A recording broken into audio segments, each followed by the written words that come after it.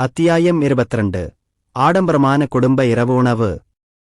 Emilia தன் குடும்ப வீட்டிற்குச் செல்லும்போது மிருதன் அவளை பின்தொடர்ந்தான். இருப்பினும் அவர்கள் அருகருகே நடந்து செல்லும்போது ஒருவருக்கொருவர் எதுவும் பேசாததால் நேரம் செல்லச் செல்ல அவர்களுக்கிடையேன சூழல் மூச்சு திணறடிக்கத் தொடங்கியது. ஒரு கட்டத்தில் மிருதனுக்கு அந்த சங்கடத்தை தாங்க முடியாமல் ஏதாவது சொல்ல முடிவு செய்தார். நீ. இருப்பினும் அவன் எதிர்நோக்கிய போது அவர்கள் ஏற்கனவே எமிலியாவின் வீட்டிற்கு வந்துவிட்டதை உணர்ந்தான். இந்த நேரத்தில் எமிலியா தனது பையிலிருந்து தனது சாவி அட்டையை எடுக்கப் போனாள். அப்போது மிருதனின் குரலைக் கேட்டதும் எமிலியா அவர் பக்கம் தலையை திருப்பினாள். அவர்கள் ஏற்கனவே வந்துவிட்டதை கவனித்த பிறகு மிருதன் பெருமூச்சு விட்டு பின்னர் கையை அசைத்து பரவாயில்லை, போகலாம் என்றார். அப்போதும் எமிலியாவும் அவனது செயல்களுக்கான காரணத்தை தேடவில்லை. திரும்பி மானிட்டரில் தனது சாவி அட்டையை தட்டத் தொடங்கினாள். அதைத் தொடர்ந்து ஒரு சலசலப்பு சத்தம் கேட்டது. கேட் தானாகவே திறந்து கேட்டின் பின்னால் உள்ள ஆடம்பரமான உட்புறத்தை காட்டியது. பின்னர் எமிலியா முதலில் உள்ளே நடந்து சென்றார். அதைத் தொடர்ந்து மிருதன் தூரத்தில் உள்ள மாளிகையை நோக்கி மேலும் முன்னேறினர். கட்டிடத்தின் வாயிலிலிருந்து உண்மையான மாளிகைக்கு கணிசமான தூரம் இருந்தது. இதனால் அவர்கள் சிறிது நேரம் நடந்து சென்று இறுதியாக மாளிகைக்குள் செல்லும் கதவை அடைந்தனர். மீண்டும் அவளுடைய சாவி அட்டையை தட்டிய பிறகு தாமதிக்காமல் உள்ளே சென்றனர். இருப்பினும் அவர்கள் எதிர்பார்க்காதது என்னவென்றால், அவர்கள் மாளிகையின் கதவை திறந்தவுடன் காற்று அடக்கப்படுவது போன்ற ஒரு குளிர் பார்வையும் மூச்சுத் திணறல் நிறைந்த சூழலும் அவர்களைச் சந்திக்கும். மிருதனின் அம்மா அவனை குளிர்ச்சியாக பார்த்து கொண்டிருந்தாள். எமிலியாவின் அம்மா ஜென்னியும் ஏதோ ஒரு காரணத்திற்காக தன் மகளை ஒரு விவரிக்க முடியாத முகபாவத்துடன் தன் உணர்ச்சிகளை அடக்க முயற்சிப்பது போல் பார்த்து கொண்டிருந்தாள். இந்த நேரத்தில் மித்ரா முதலில் பேச வாயை திறந்தாள். மிருதன், நீ வெளியே என்ன செய்து கொண்டிருந்தாய்? ஏன் உன் தங்கையை இந்த அறையில் தனியாக விட்டுச் சென்றாய்? இந்த வீட்டின் கேட்டை எப்படி திறந்தாய்?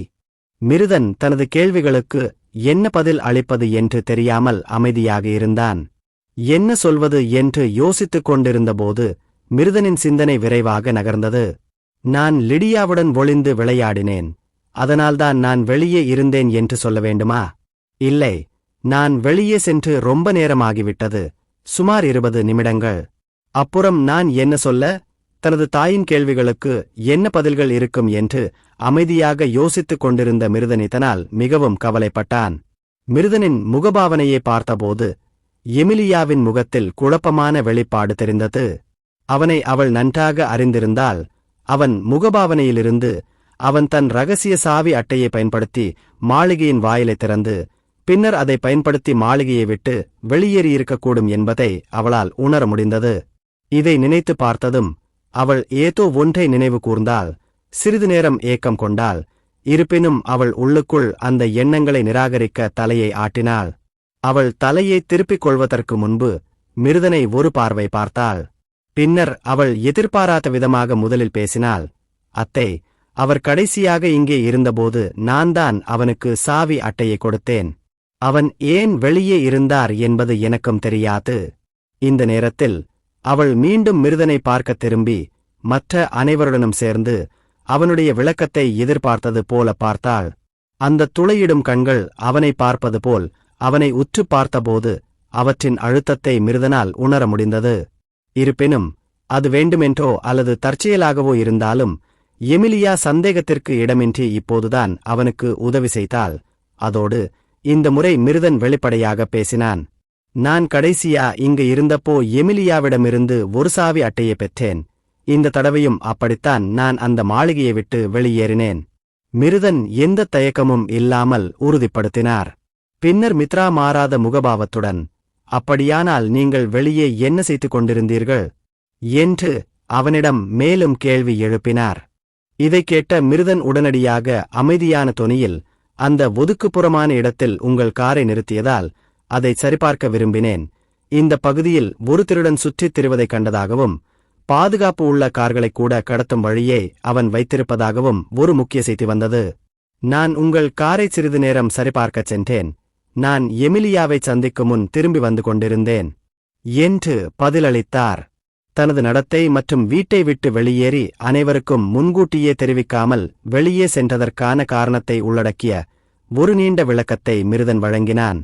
இருப்பினும் அவன் முழு உண்மையைச் சொல்லவில்லை. குறிப்பாக அவன் உண்மையில் அந்த குற்றவாளியை சந்தித்தான், அல்லது முதலில் குற்றவாளியை துரத்தியது அவன்தான் என்ற உண்மையை. அந்த குற்றவாளியை எந்த காயமும் இல்லாமல் அவன் உண்மையில் கைது செய்தான் என்பது மறுக்க முடியாத உண்மை. ஆனால் அவன் உண்மையில் அவர்களிடம் அதை சொல்லுவானா? அவர்கள் அவனை நம்புவார்களா? எல்லாவற்றிற்கும் மேலாக அவர்களுக்கு அவன் அதே மிருதன் ஸ்மித்தான். அவன் தனது வயதில் மற்ற அனைவரையும் போல தனது உள்ளார்ந்த திறனை எழுப்ப முடியவில்லை.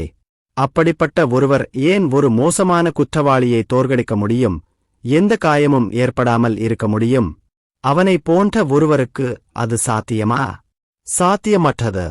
அவனது விளக்கத்தை கேட்ட மித்ரா சற்று முகம் சுளித்தார். அவனது செயல்களில் அதிருப்தி அடைந்தார்.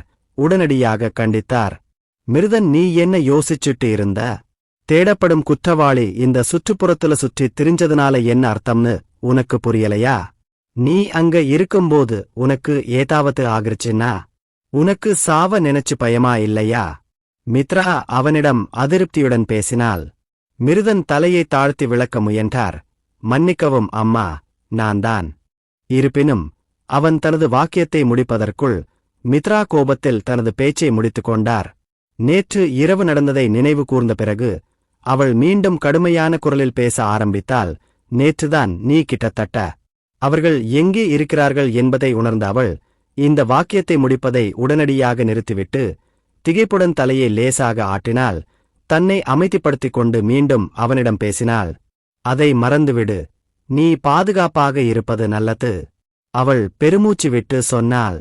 எமிலியா, எப்படி இங்கே வந்தாய்? எனக்கு தெரிந்தவரை இதுபோன்ற சம்பவங்கள் நடக்கும்போதெல்லாம் யாரும் உள்ளேயோ வெளியேயோ செல்லாமல் இருக்க அவர்கள் சுற்றுப்புறத்தை தடுப்பார்கள். அப்புறம் எப்படி எந்த தடையும் இல்லாமல் உன்னால் இங்கு வர முடிந்தது? அவள் எமிலியாவை நோக்கி திரும்பி சந்தேகத்துடன் கேட்டாள். இப்போது யோசித்து பார்க்கும்போது அந்த பகுதியைச் சுற்றி ஒரு போலீஸ் தடுப்பு இருந்தது.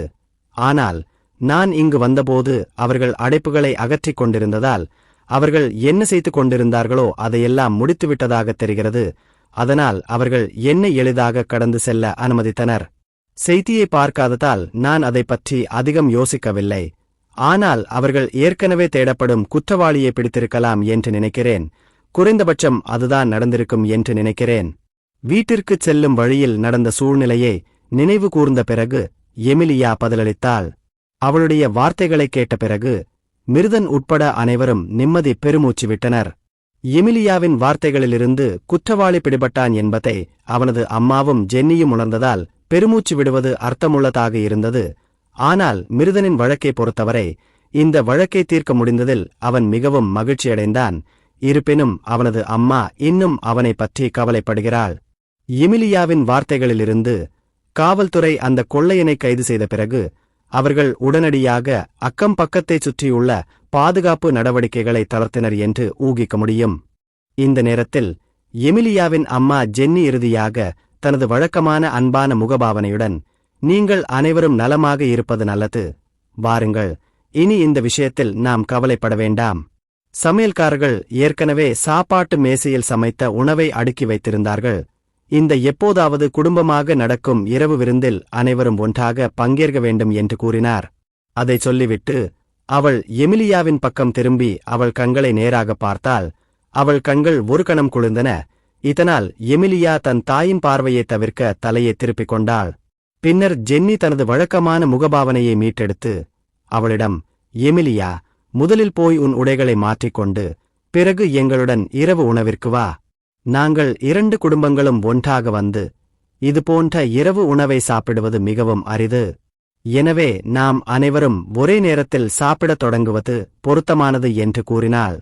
எமிலியா உடனடியாக பயந்த குரலில், சரி அம்மா என்று பதிலளித்தாள். பதிலளித்த பிறகு அவள் திரும்பி மேல் தளத்திற்குச் சென்றாள். ஜென்னி பெருமூச்சு விட்டு ஏமாற்றமடைந்த தொனியில், துரதிருஷ்டவசமாக எங்கள் கணவர்கள் இருவரும் வேலையில் மும்முரமாக இருப்பதால் இங்கே இல்லை. எனவே நாங்கள் பெண்கள் அவர்களுக்கு பதிலாக நிற்போம் என்றாள். அவள் சொன்ன வார்த்தைகளை கேட்டதும், சரி, நீ சொல்றது அர்த்தமுள்ளதாக இருக்கு என்று மித்ரா பதிலளித்தபோது அவள் அவனை பார்த்து சொன்னாள். அதன் பிறகு ஜென்னி மித்ரா மற்றும் அவரது குடும்பத்தினரை டைனிங் டேபிளுக்கு அழைத்துச் சென்றார். இந்த டைனிங் டேபிள் இடமிருந்து வலமாக பக்கவாட்டில் பல்வேறு உணவுகளால் அலங்கரிக்கப்பட்டிருந்தது.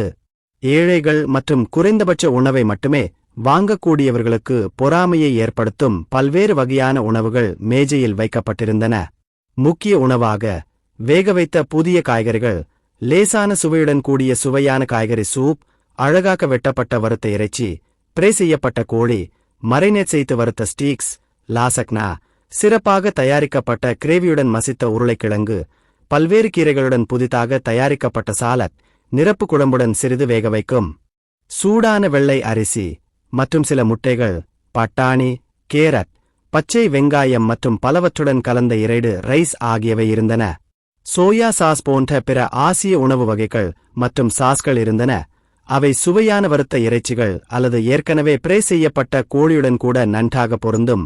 உங்கள் ரசனையை பொறுத்து அதை இரைடு ரைஸில் கூட சேர்க்கலாம். துணை உணவுகளைப் பொறுத்தவரை சில பழ சாலடுகள் இருந்தன. ஒருவர் தங்கள் தொண்டையை ஆற்ற விரும்பினால் அதற்கு புதிதாக தயாரிக்கப்பட்ட ஐஸ்கிரீம் அல்லது தயிர் இருந்தது. மொத்தத்தில் இது ஒரு ஆடம்பரமான குடும்ப இரவு உணவு, பணக்காரர்கள் மட்டுமே தினமும் சாப்பிடக்கூடிய ஒன்று.